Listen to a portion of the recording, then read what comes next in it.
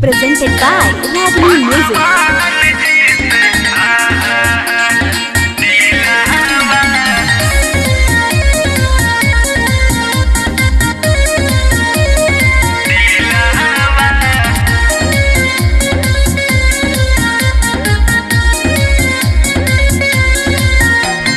भैया से कह के भौजी रोक दो बियाहवा वादा कैले बहनी जी भैया से कह के भौजी रोक दो बियाहवा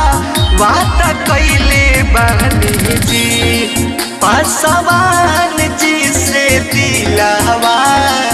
लगैले बानी जी त दुल्हन बनब उनके सपना सजैले बानी जी।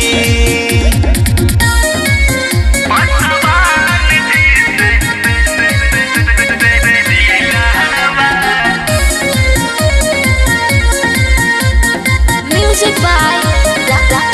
Janu Radhe.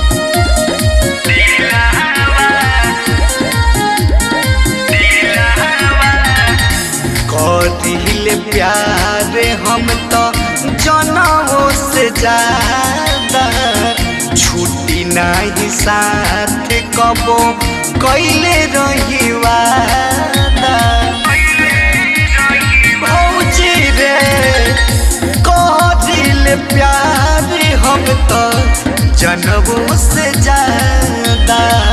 छुट्टी नहीं साथ कबो कैले रही वादा करब उनके नाम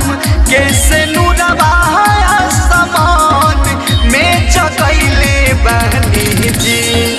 पासवान जी से दिलवा लगैले बहनी जी त दुल्हन बनब उनके सपना सजैले बहनी जी।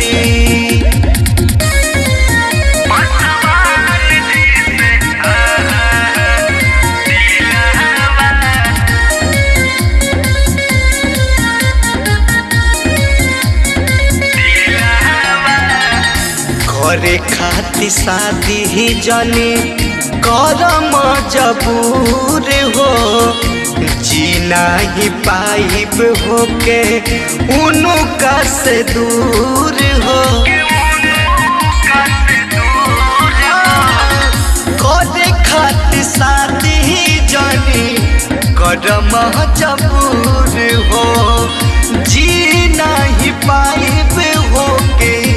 उनका से दूर हो रामेश्वर समिया कवि मासूम जी से बात सब बतैले बहनी जी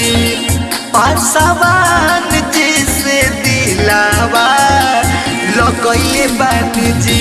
त दुल्हन